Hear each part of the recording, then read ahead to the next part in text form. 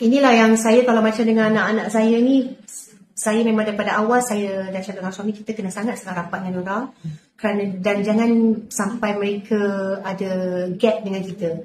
Pasal it's very challenging, betul. Anak-anak sekarang dengan social media, dengan a lot of things yang ada dekat luar sana yang sangat-sangat menakutkan. Bukan anak kita, kadang-kadang bukan anak kita, tetapi yang di luar sana. Jadi kita kena kawal daripada segi, kawal tu bukannya nak cakap semua tak boleh, itu tak boleh, tak boleh, tidak. Tetapi kita kena sentiasa involve dengan dunia mereka. Kita kena ada tarik-tarik tali sikit lah.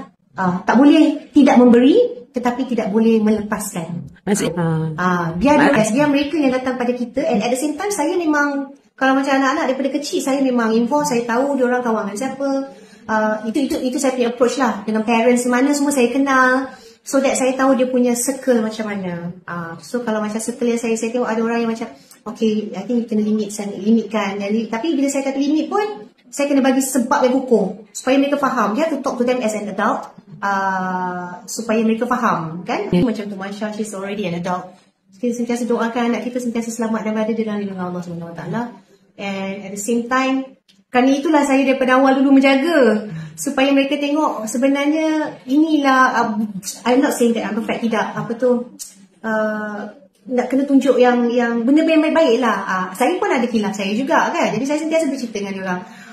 Dan kita sentiasa kena dekat lah. Tak boleh nak biarkan pasal dia dah adult, kita lepaskan. Tapi kita kena biar diorang rapat dengan kita. Yang itu yang saya pegang lah daripada dulu semua sekarang. Boleh tak ambil pun tak apa ya. Pasal masing-masing ada approach masing-masing. Tapi apa yang saya boleh katakan, apa yang setakat ini yang saya lihat berjaya adalah kita kena sentiasa rapat dengan anak-anak. Be involved dengan apa yang mereka lakukan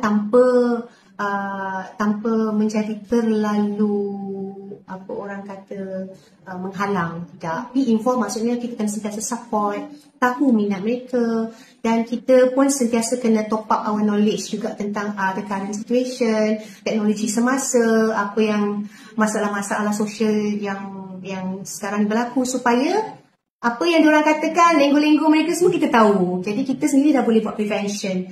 Sangat-sangat suka sekarang ni kita punya tugas sebagai ibu bapa sekarang ni, kalau kita tidak cakna dengan apa yang tengah berlaku. So be involved with the children, don't let them go dengan atas alasan kita kena be supporting parents. Tidak, we must know what they are doing, but at the same time kena pandai tali-tali.